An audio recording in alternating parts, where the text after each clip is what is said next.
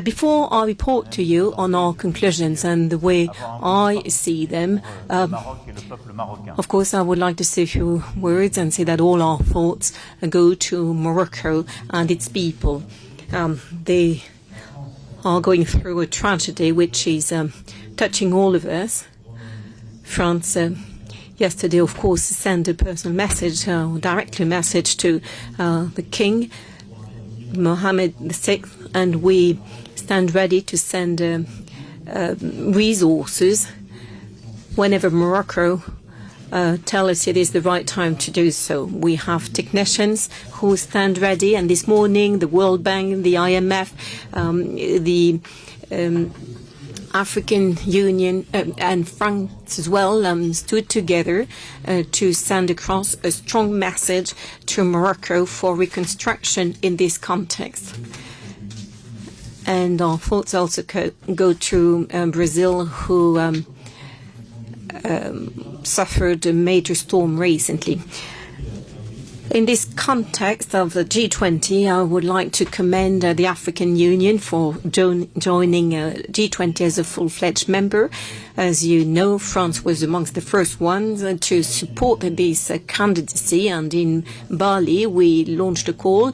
At the time, Macky Sall was representing the African Union, and what was at the time a wish is now a reality. The G20 will sit at the table where the decisions are taken, and I'm very pleased that what we were calling for in Bali has now been approved by all.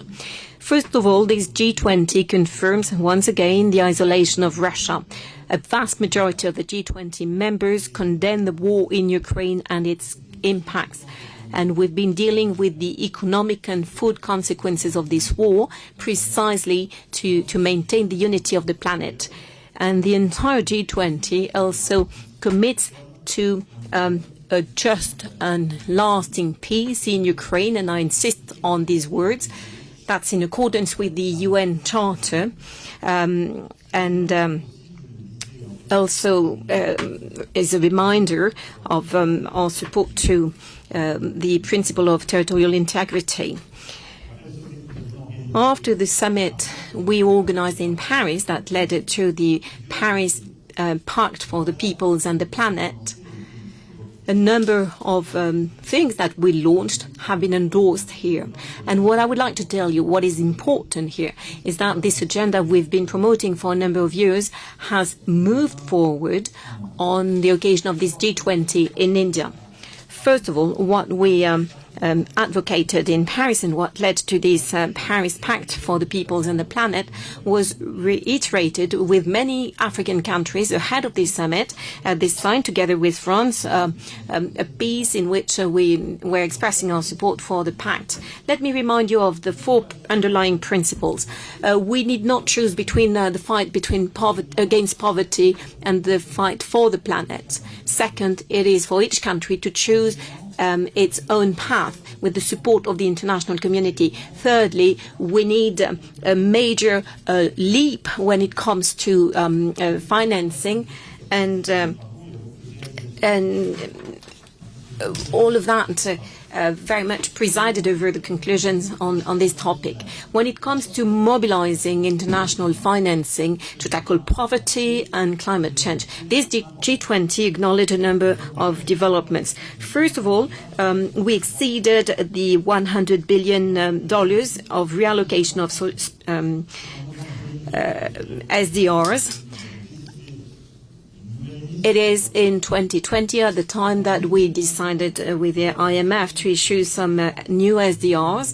Then, when we worked on financing the African economies, we agreed to reallocate $100 billion to Africa. And now, and this is the work we undertook back in 2020, it is at last generally $100 billion that are being reallocated.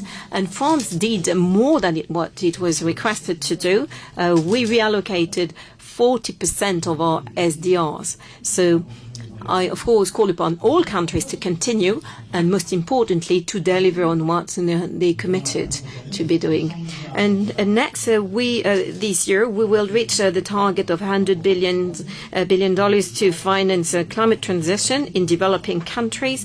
And in June, we had a report in Paris telling us that we were about to reach that target. It is a commitment that was made in 2015, and we exerted more pressure so that we could do it. Third element, we could see that what was done in Paris, and remember we had this first meeting of joint financing, all multilateral developing banks attending with the major financial institutions.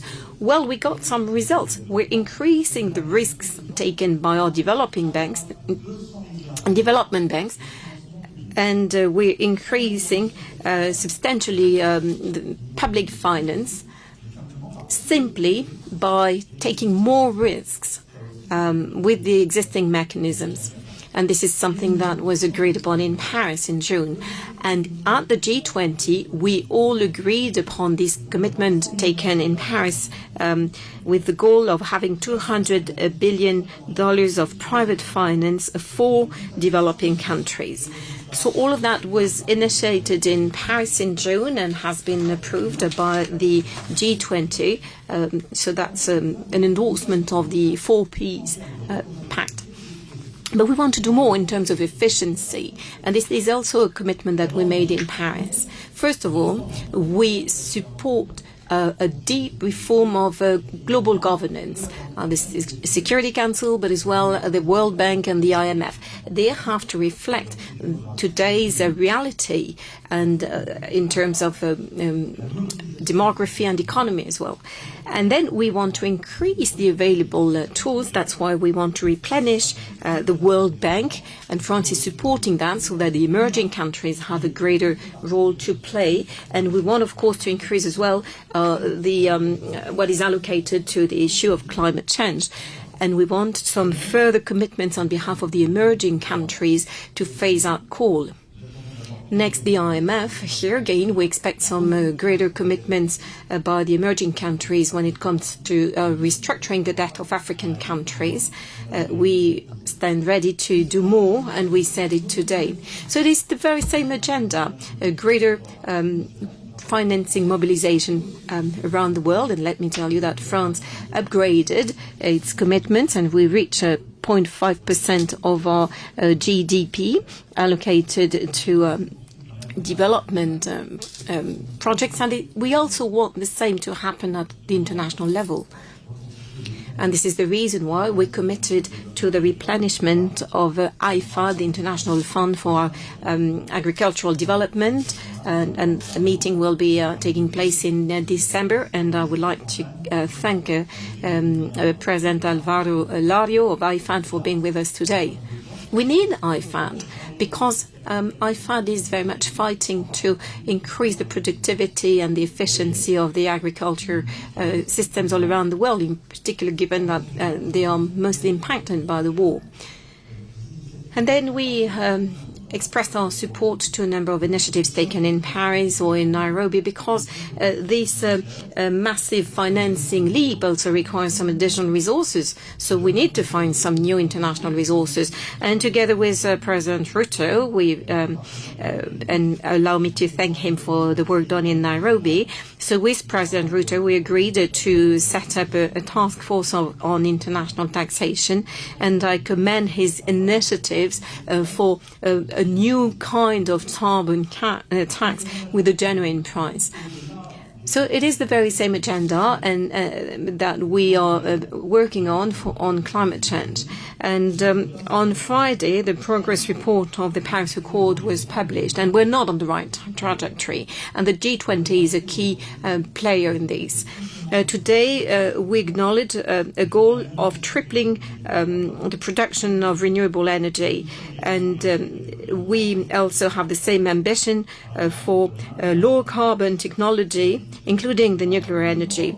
And we're also committed to developing a major vast rail corridor between India, Saudi Arabia and Europe, and in order to transport green hydrogen and to speed up the greening of our industries. But this is not enough. Let me tell you that I'm personally very concerned by some sort of a rising state of mind, including within the G20, on the issue of climate. First of all, it is too easy to say for some of the emerging countries that it is only for the wealthiest country to bear the responsibility. The Europeans are facing their responsibility.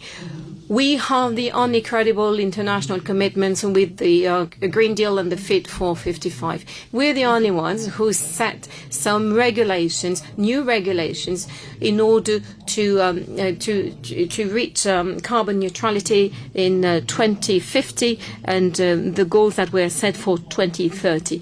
I'm very pleased that some join us with this 2050 target, but at the moment, only the Europeans have set the tools. We have the 100 billion commitment, as said in June in Paris and reiterated here. But many countries need to do more efforts. One cannot say that we will achieve the Paris Agreement goals without phasing out fossil fuels. And this is very much at the heart of the strategy that we're working on together with our partners for the Jet Peace, partnerships for just energy transition together with South Africa, Senegal and Indonesia. And this is very much what we've been discussing with a number of partners, including Prime Minister Modi. But more generally, with all emerging countries, we need to phase out coal, and much faster than we are doing. And we need to work on phasing out oil as well, because I can hear some telling us that beyond 2040, 2045, we could still live with oil while comply with the goals set in the Paris Agreement. But I think this is not the case. This is not true. I know it's difficult. It is troubling for a number of emerging countries. Nonetheless, we have to look at science. Lastly, I would like to tell you that we had a chance to talk about technology. On artificial intelligence, France has a double purpose. We want to develop innovation and investments and make sure there is no technological and digital divide on the issue of artificial intelligence. We want all of the G20 countries to have access to it for their development. And in addition, it is absolutely necessary to regulate these technologies, make sure that there is no fake or manipulation of information and anything that would threaten our democracies. So we support the idea of international regulations, and just like we did on minimal taxation and in other topics, we work together with the OECD. And together with Canada in particular, we launched a partnership for international artificial intelligence, and together with the support of the OECD. And the OECD can gather the international community beyond its members. And it is very much necessary for the purpose of regulating IA. And once again, I would like to commend the Indian presidency of the G20. Brazil will take over, and they have our full confidence. We will work together with them closely on a number of topics: protection of forestry, food sovereignty, social justice.